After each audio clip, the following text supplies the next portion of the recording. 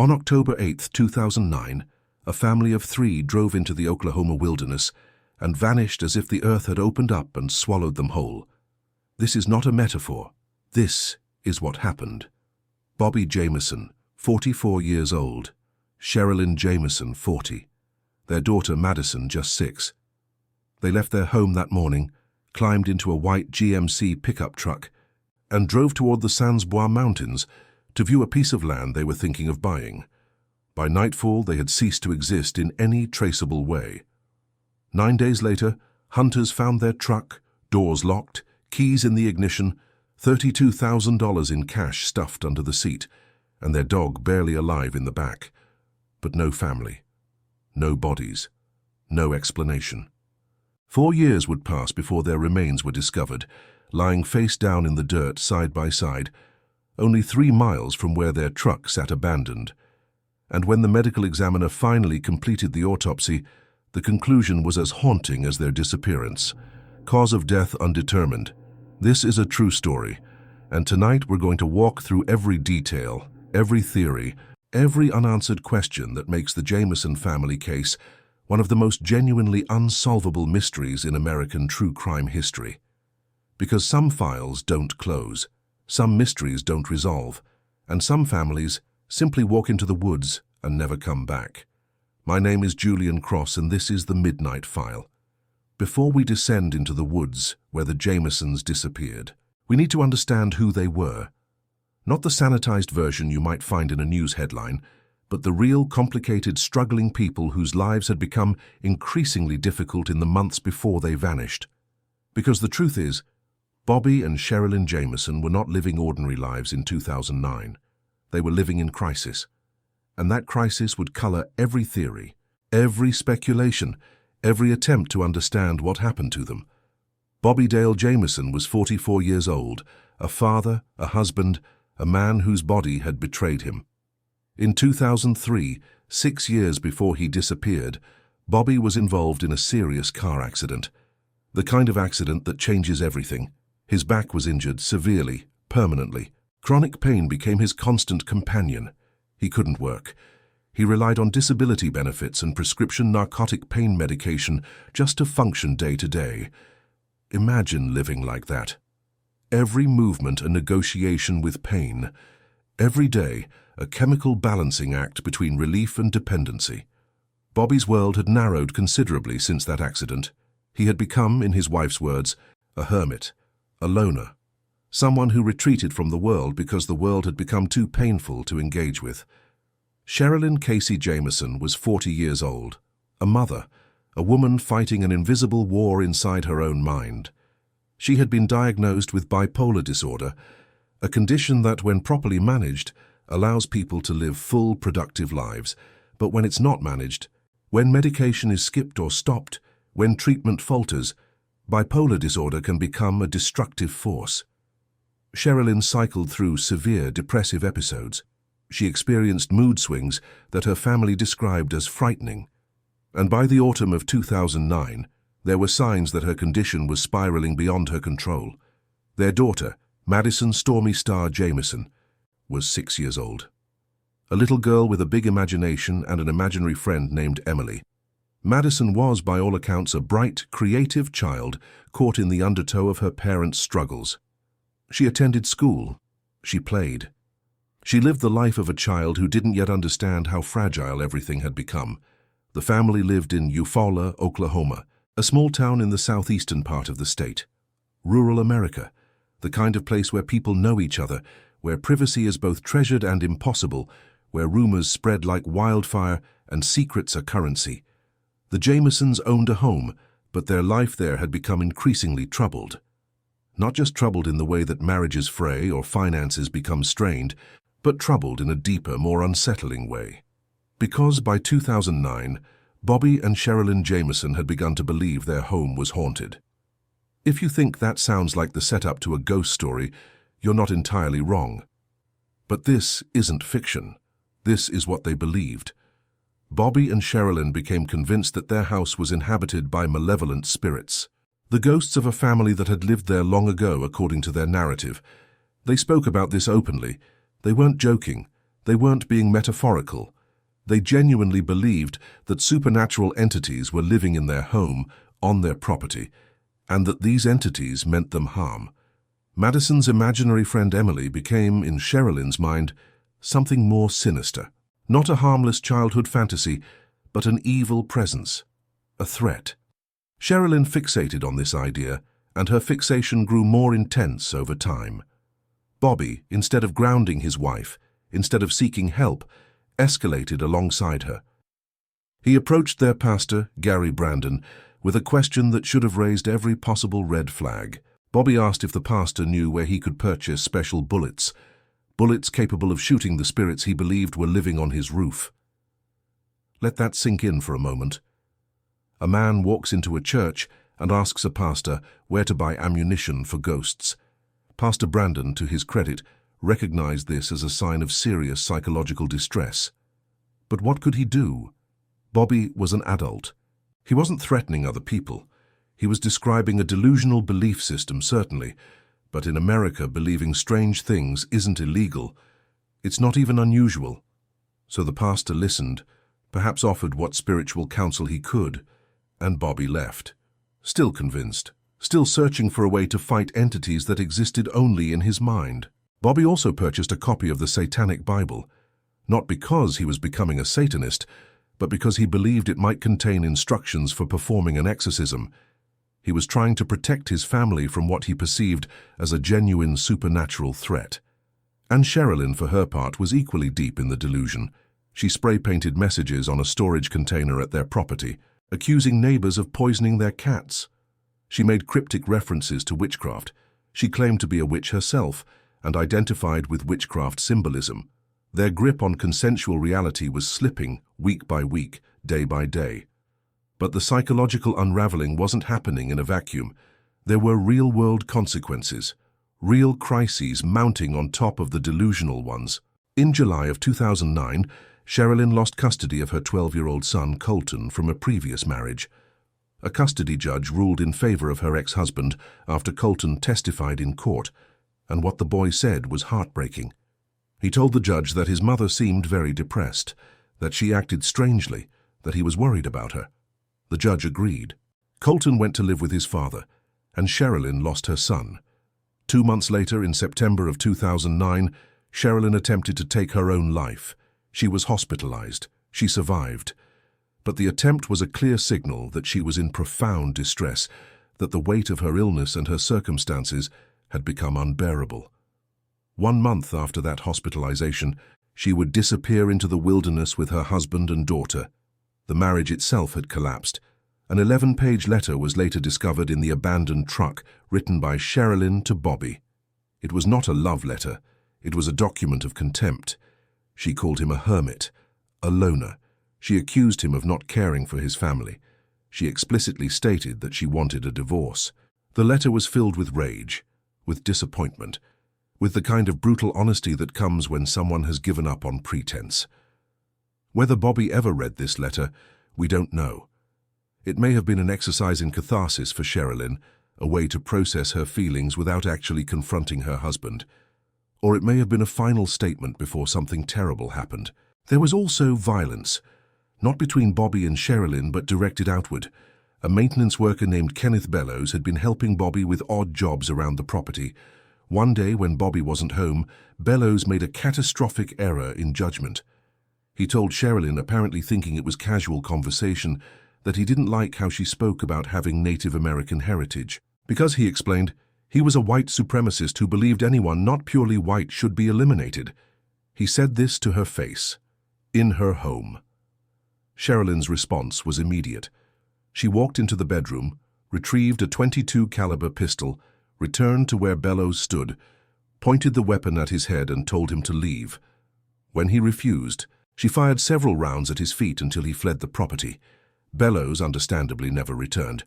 But the pistol, that .22 caliber weapon, would become significant later, because it was never found after the family disappeared. In the weeks before their disappearance, both Bobby and Sherilynn appeared noticeably thin, gaunt, unwell. Friends and family members who saw them commented on their physical deterioration. Some investigators, would later speculate about methamphetamine use, because the weight loss and erratic behavior could be consistent with that. But no drug paraphernalia was ever found in their home. No pipes, no baggies, no scales, no chemical residue, nothing that would definitively prove drug involvement. The appearance could just as easily be explained by severe psychiatric illness, medication non-compliance, malnutrition from depression, or the physical toll of living in constant crisis.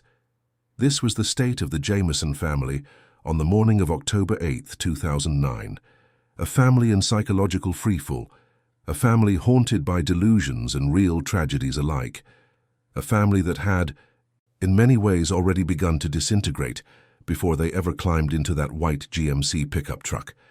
If this story is staying with you, if you feel the weight of what's coming, do me a favor. Hit that subscribe button. Because the files we open here at the Midnight File don't offer easy answers. They offer truth. And sometimes truth is the hardest thing to hear. October 8th, 2009. Morning. The Jamison home in Eufaula, Oklahoma. And something very strange is happening. The family's home security cameras are recording.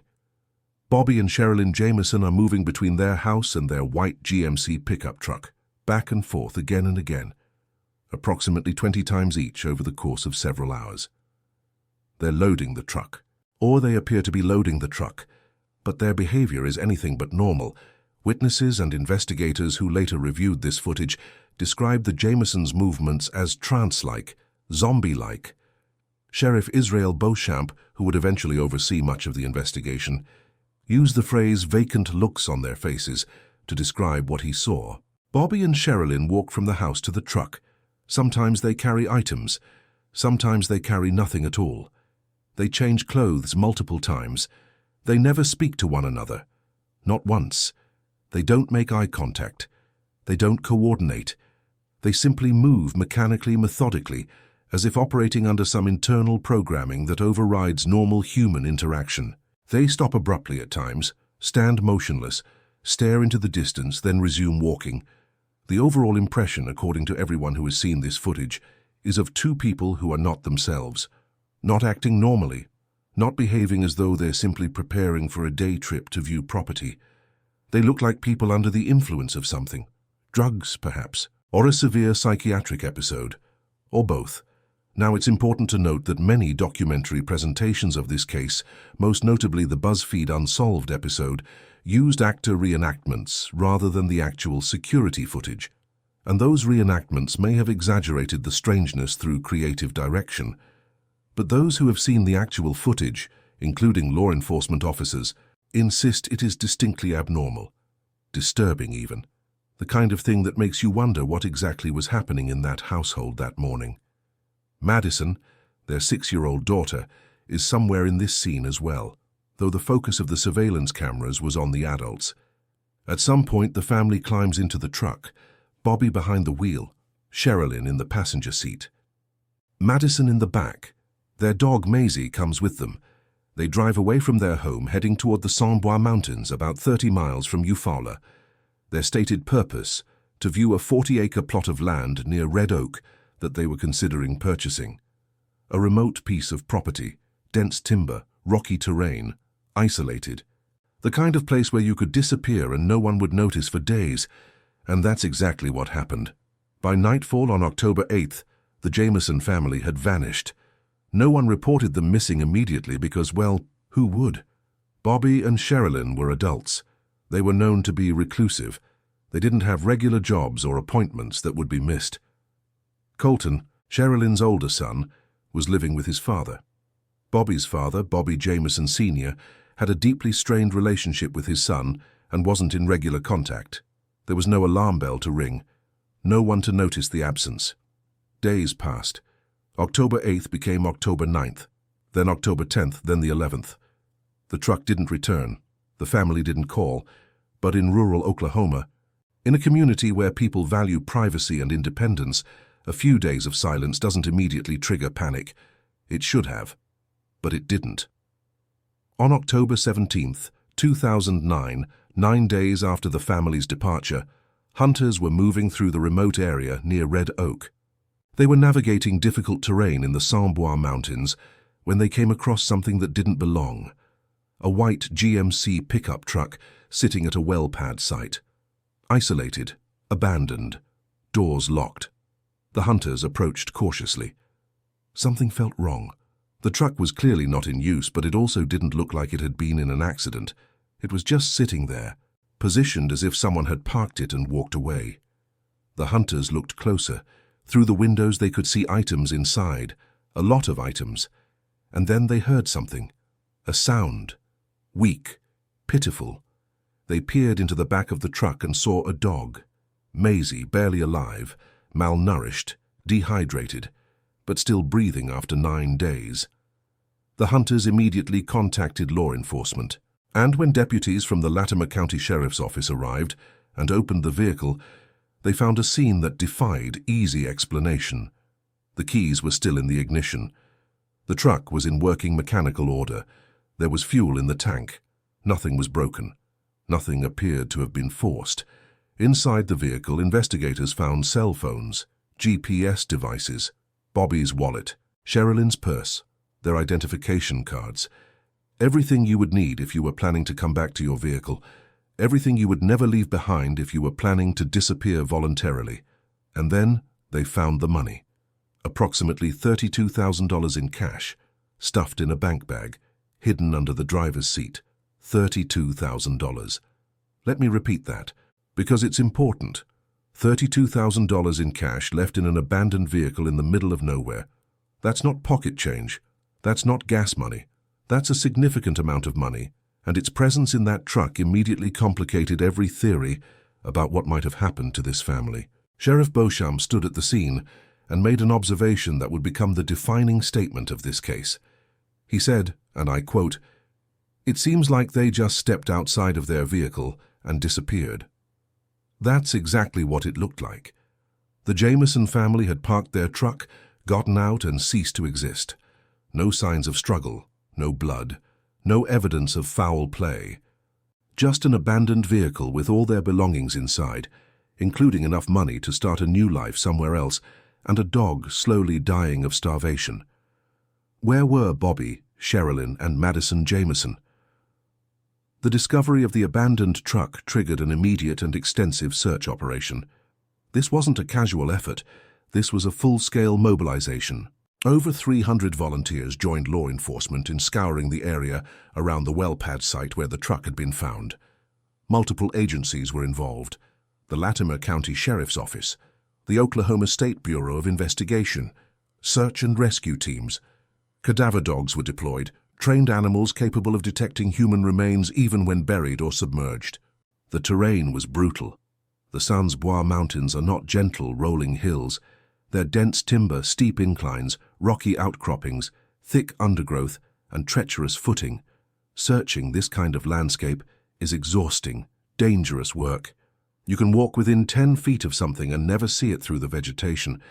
You can search the same area multiple times and miss crucial evidence because the angle of light changes, because leaves have shifted, because nature is constantly rearranging itself.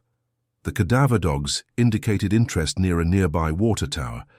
Investigators took this seriously. The tower was drained completely, a significant undertaking, in hopes of finding the family. They found nothing. The dogs had detected something, but whatever it wasn't the Jamisons. Or perhaps the scent had drifted on the wind from somewhere else entirely. Cadaver dogs are remarkable, but they're not infallible. GPS tracking from Bobby's and Sherilynn's cell phones, the ones left in the locked truck, helped reconstruct the family's movements on that final day. The data showed they had driven up and down mountain roads multiple times, stopping at various intervals. This pattern suggested several possibilities. Maybe they were lost, disoriented, trying to find the property they'd come to view.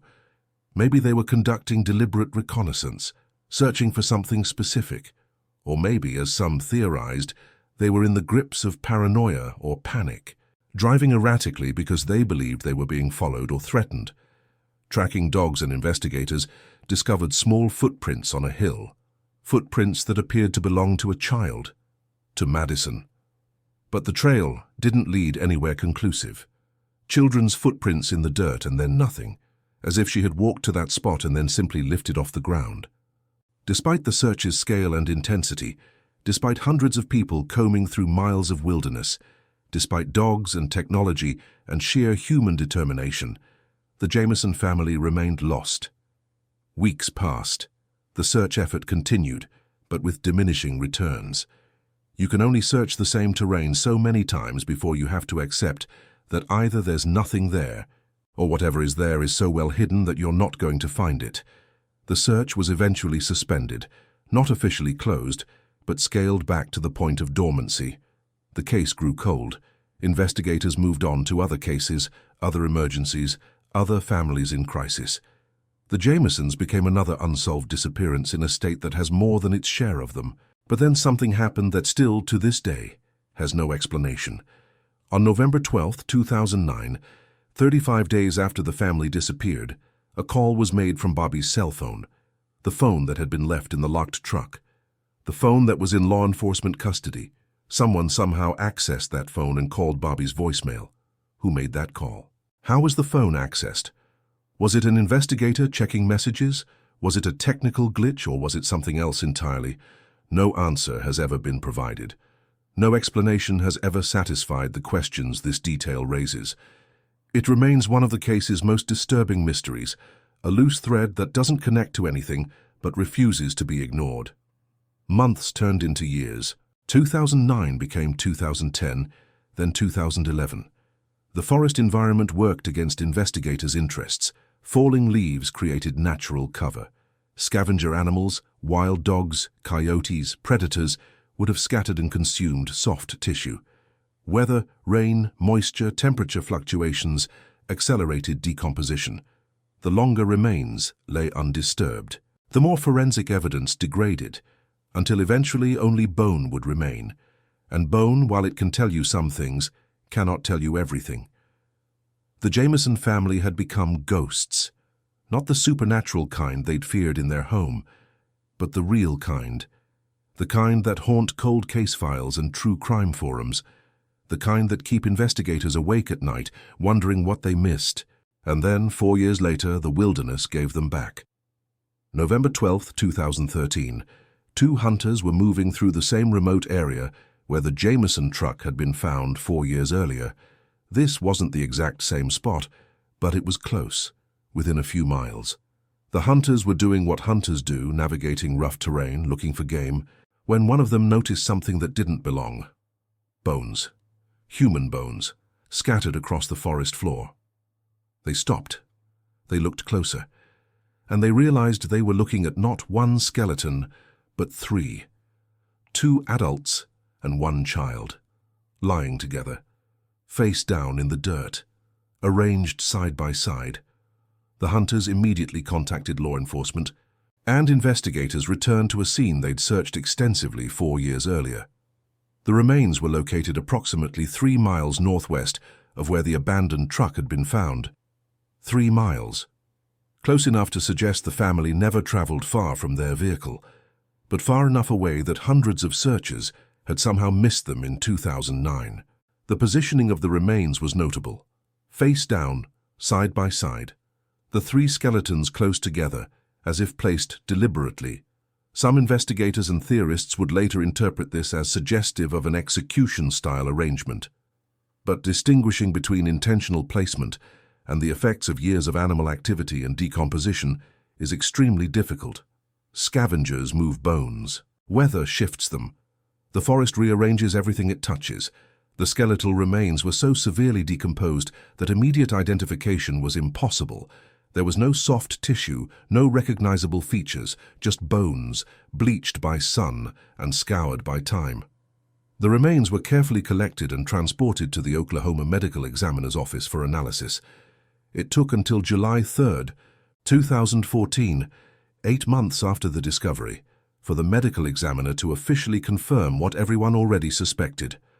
The remains belonged to Bobby Dale Jamison, Sherilynn Casey Jamison, and Madyson Stormy Star Jamison. Dental records provided the final confirmation. After 4 years, the family had been found, but finding them didn't mean understanding what happened to them. The autopsy delivered a crushing anticlimax to months of forensic hope. The cause of death could not be determined. The decomposition was too extensive.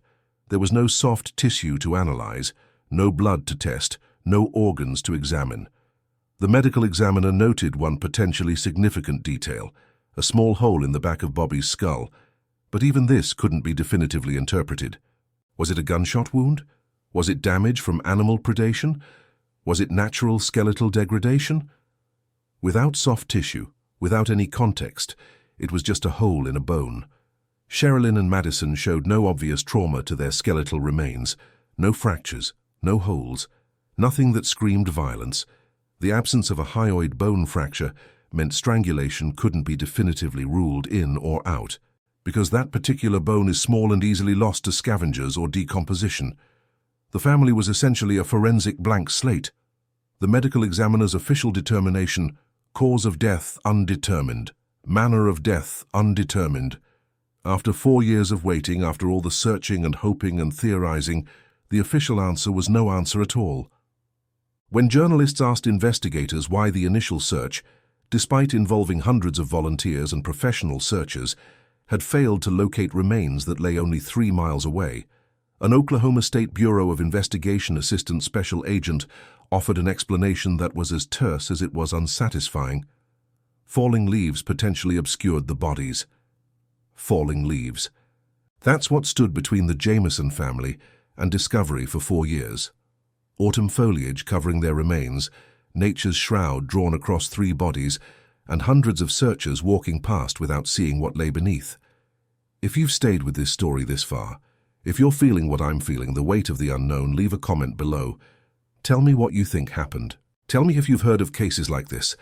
Tell me if this one keeps you awake, because I read every comment and I want to know what you're thinking. In the absence of definitive forensic evidence, in the vacuum created by an undetermined cause of death, theories proliferate. Everyone has an explanation. Everyone has a scenario that makes sense to them. But the problem with the Jamison case is that every theory is supported by some evidence and contradicted by other evidence. Nothing fits perfectly. Nothing satisfies all the questions.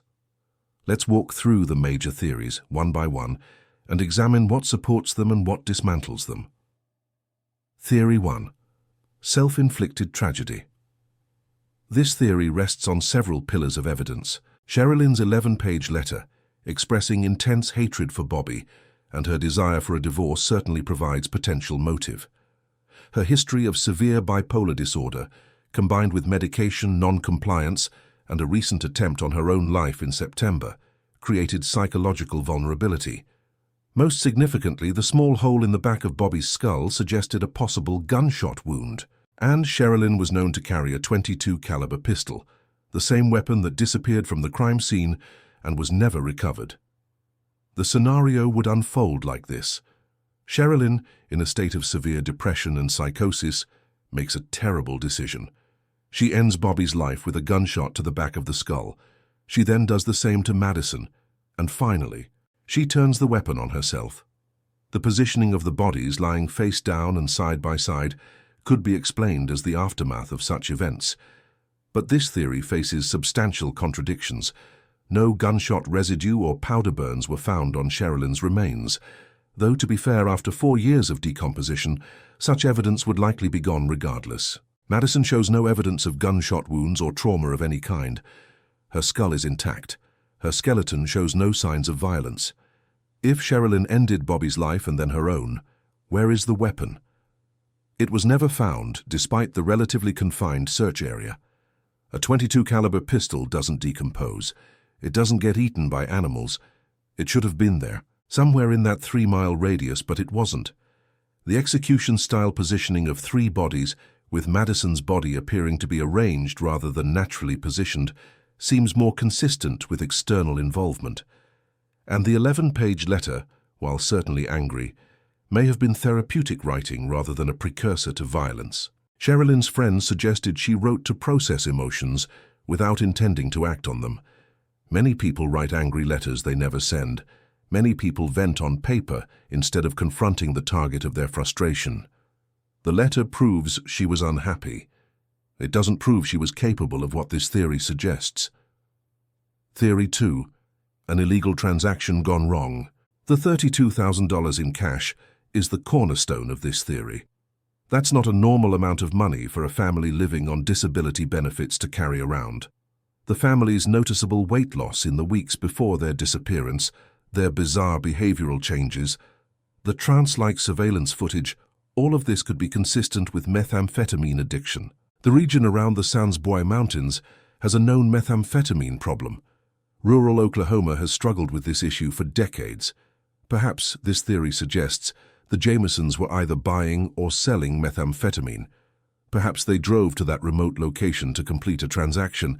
Perhaps something went catastrophically wrong. A dispute over money, a robbery, a double cross, and perhaps dealers eliminated them, took the drugs, but left the cash behind for some reason. Maybe they were interrupted. Maybe they panicked. Maybe the money was marked or traceable. But this theory also faces severe evidentiary problems. Despite intensive investigation of the Jamison home, not a single piece of drug paraphernalia was found. No pipes, no baggies, no scales. No chemical equipment, no burn marks, no residue, nothing suggesting actual drug use, production, or distribution. The money could equally have been accumulated for the land purchase they were supposedly making. It could have come from a legal settlement, an inheritance, savings, any number of legitimate sources. Friends and family insisted the Jamisons had no history of drug involvement.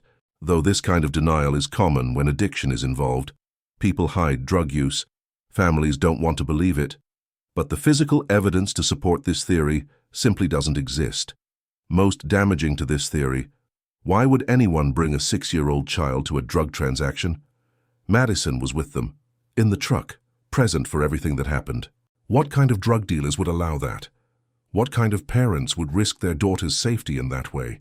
And if dealers eliminated the family and left $32,000 in cash in the vehicle, the robbery motive falls apart.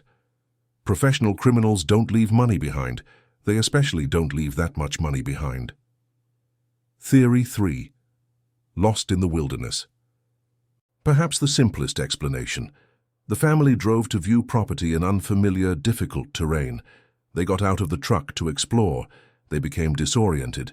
Bobby's severe back pain would have made extensive hiking extremely difficult, but panic or confusion might override physical limitations.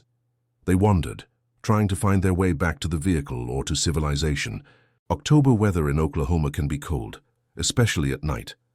The family wasn't dressed for extended outdoor exposure. They could have succumbed to hypothermia, dehydration, or simple exhaustion. This theory explains how they might have passed away, without explaining the suspicious circumstances. But it struggles with the spatial and positional evidence. The bodies were found only 3 miles from the truck.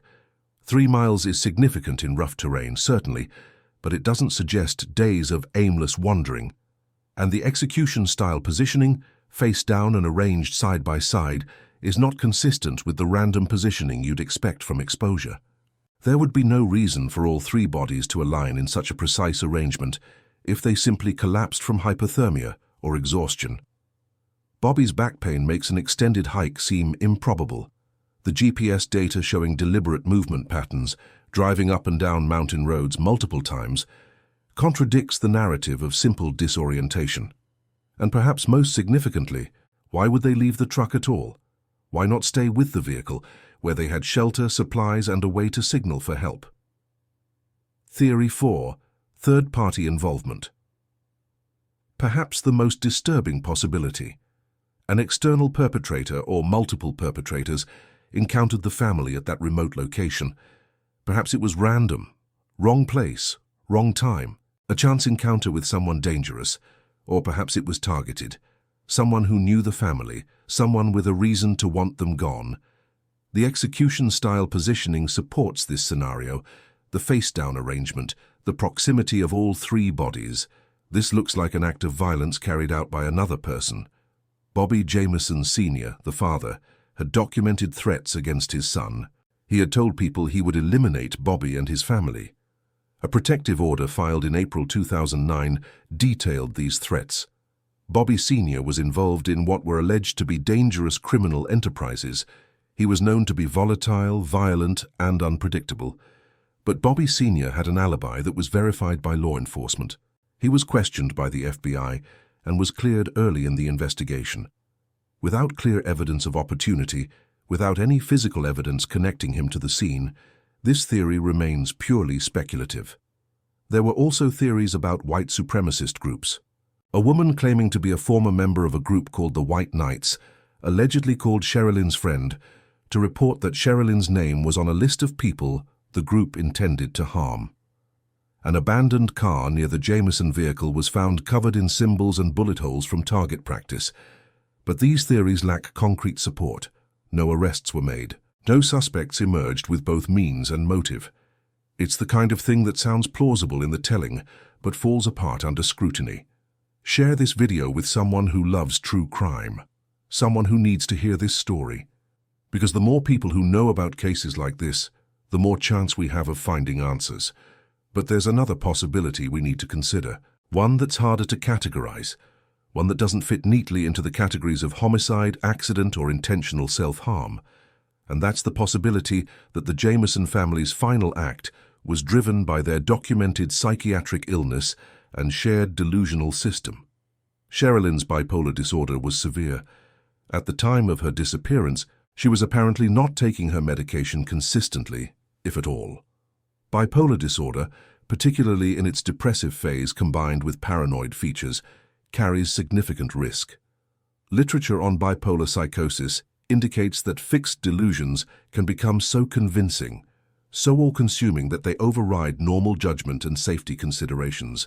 Both Bobby and Sherilynn had developed elaborate delusional systems about spiritual threats. They believed their home was infested with malevolent entities. They consulted their pastor about supernatural dangers. They purchased religious texts for guidance on spiritual warfare. This wasn't casual superstition or cultural belief. This represented a profound disconnection from shared reality. Sherilynn's behavior pattern in the months before disappearance paints a picture of someone in severe crisis. The attempt on her own life in September, the custody loss, the hate letter, the explosive violence toward the maintenance worker, the paranoid graffiti about poisoned cats, the belief she was a witch. All of this suggests someone whose mental illness had progressed beyond the point where she could distinguish between real threats and imagined ones. Bobby's request for special bullets to shoot roof spirits suggests he may have been drawn into his wife's psychosis through a phenomenon sometimes called shared psychotic disorder, where two people in close contact develop the same delusional beliefs. When you live with someone who's deeply psychotic, when you're isolated from outside perspectives, when you're struggling with your own issues, you can begin to adopt their version of reality.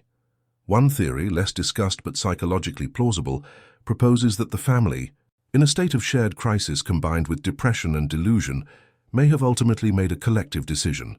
They left their money and possessions behind because material concerns seemed irrelevant compared to what they perceived as a spiritual emergency. They walked into the woods seeking some form of resolution or escape from threats that felt, to them, utterly real. Whether this ended in accidental death, whether one parent made terrible decisions while the other was incapacitated, whether they became lost while fleeing imagined pursuers, or whether something else entirely occurred, remains unknowable. But the psychological dimension of this case cannot be ignored. The surveillance footage from that final morning takes on new meaning when viewed through this lens. Those trance-like movements, the vacant expressions, the lack of communication between Bobby and Sherilynn, the repetitive, purposeless loading of the truck. This wasn't the behavior of people preparing for a normal outing. This was the behavior of people operating under severe psychological distress, possibly experiencing a shared psychotic episode, possibly under the influence of their own delusional narrative about spiritual threats. What if they drove into those mountains not to view property but to escape? What if they believed they were fleeing from something? What if the demons they'd been fighting in their home had, in their minds, followed them? What if they walked away from that truck because staying with it meant staying connected to a world they no longer trusted? Mental illness does not always present with clarity. It does not always leave evidence that fits into investigative categories. Sometimes it simply leads people into the wilderness, and the wilderness does the rest. The Jamison case also reveals something uncomfortable about the limits of investigation. How can a search involving hundreds of people, cadaver dogs, technology, and professional expertise fail to locate 3 bodies lying just 3 miles from where their truck was found? The answer is both simple and frustrating. Nature is vast, and humans are small. The Sans Bois Mountains cover hundreds of square miles. Dense timber creates visibility issues. You can be standing 10 feet from something and never see it through the vegetation. Falling leaves in October would have covered the remains, creating a natural camouflage. By the time hunters stumbled across the bones 4 years later, multiple autumns had passed, multiple winters, multiple springs. The forest had layered itself over the Jamisons again and again. The 4-year gap before discovery worked enormously against forensic analysis. Every day that passed, every rainfall, every animal that passed through, every temperature fluctuation degraded evidence. Soft tissue decomposed completely, clothing rotted away, personal items scattered or sank into the earth. By the time the medical examiner received the remains, there was simply nothing left to analyze beyond bone structure. The small hole in Bobby's skull could have resulted from a gunshot wound. It could have resulted from an animal puncture. It could have resulted from the skull being dropped or stepped on during collection. Without soft tissue, without any surrounding context, it's just a hole, and holes in bones can have many causes. The investigation also never definitively established the origin of the $32,000. Was it for the land purchase? Had the family received a legal settlement? Had they been saving for years? The answer matters because it would help establish motive for various theories, but without clear documentation, without bank records showing large withdrawals, without testimony from people who might have given them money, it remains a mystery within the mystery. Sheriff Beauchamp and the Oklahoma State Bureau of Investigation conducted what appears to have been a thorough professional investigation. They searched extensively. They interviewed everyone who knew the family. They examined the evidence carefully. But sometimes thorough isn't enough. Sometimes professional isn't enough. Sometimes a case simply refuses to yield its secrets no matter how much pressure is applied. The Jamison case represents a category of mystery that's deeply unsettling to our modern sensibilities. We live in an age of forensic science, DNA analysis, genetic genealogy, digital footprints. We've become accustomed to the idea that every question has an answer if we just look hard enough, test thoroughly enough, wait long enough for technology to catch up. We've been conditioned by television shows where complex cases resolve in 45 minutes, where the twist is always revealed, where justice, one way or another, is always served. But reality doesn't work that way. Reality is messier. Reality sometimes just shrugs and offers no explanation. The Jamison family walked into the wilderness, and the wilderness kept them. And 4 years later, when it finally gave them back, there wasn't enough left to explain what had happened. Let me tell you about the aftermath, about what happens when a case like this refuses to close. For the family members who survived, the uncertainty is profound and permanent. Madyson's extended family, her grandparents, her relatives who loved her, will never know exactly what happened to that little girl. She was 6 years old. She had an imaginary friend named Emily. She went to school. She drew pictures. She existed in the world as a bright, creative child caught in circumstances she couldn't control or understand. And then she was gone. Bobby's father, Bobby Jamison Sr., despite his estrangement from his son, despite the documented threats and the troubled relationship, lost his child. Whatever their issues, whatever violence or dysfunction existed between them, that loss is real. That absence is permanent. Sherilynn's family, including Colton, her older son who had just been removed from her custody months before she disappeared, carry the weight of wondering if there was something they could have done. Some intervention that might have changed the outcome. Some way to reach through her illness and bring her back from wherever she was going. These are the real costs of unsolved cases. Not just the mystery, not just the intellectual puzzle, but the human beings left behind, forced to live with questions that have no answers, grief that has no resolution, and an absence that echoes through every holiday, every birthday, every moment when the missing should be present. The Jamison case remains officially unsolved. The Oklahoma State Bureau of Investigation has concluded that the cause and manner of passing are undetermined. No arrests have been made. No one has been charged. The case file remains open but essentially dormant, one of countless cold cases that American law enforcement agencies maintain without realistic prospect of resolution. Online, the case has become a fixture of true crime communities. Reddit threads debate the theories, YouTube videos present the evidence, podcasts dissect every detail. People who never knew the Jamisons, who live thousands of miles from Oklahoma, who have no personal connection to the case, feel compelled to search for answers. Because that's what unsolved mysteries do.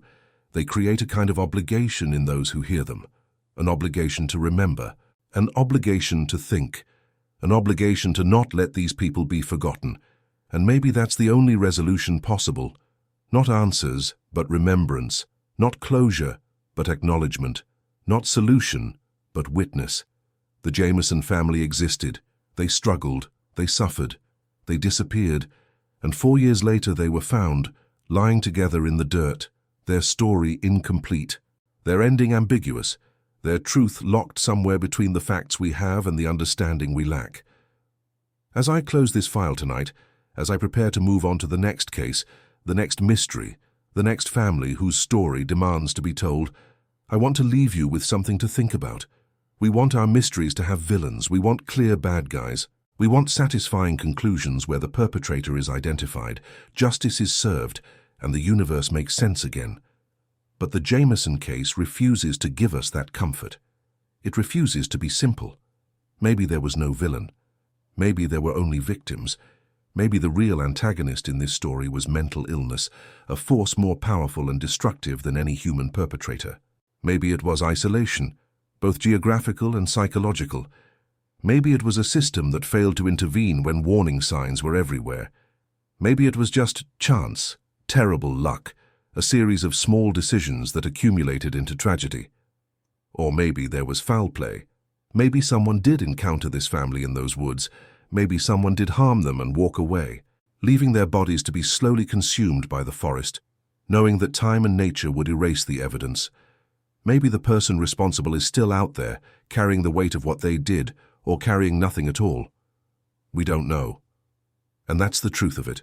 We don't know. What we do know is this.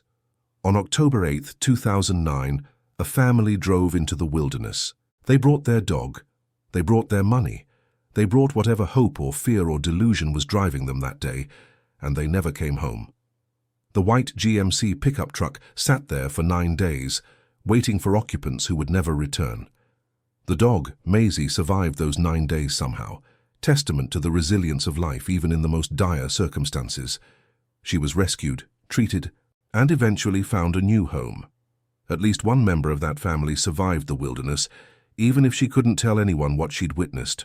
The money, $32,000, returned to whoever had legal claim to it, though money can't buy back time or lives or answers. The Samboi Mountains remain, still dense, still difficult, still capable of hiding secrets for years or forever. And somewhere in Oklahoma, in a cemetery whose name I won't mention out of respect for privacy, 3 graves mark the final resting place of Bobby Dale Jamison, Sherilynn Casey Jamison, and Madyson Stormy Star Jamison. Together in death as they were in life. Together in mystery as they were in discovery.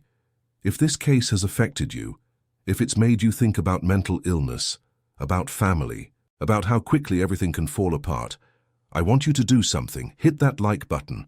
Not for me, not for the algorithm, but as a form of acknowledgement, a way of saying, I heard this story. I'm bearing witness. I'm not letting these people be forgotten.